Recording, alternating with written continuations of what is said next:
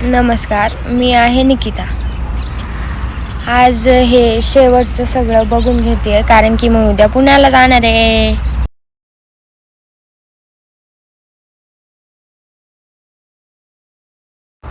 आमच्या शेतात मिरच्या सुद्धा आहे.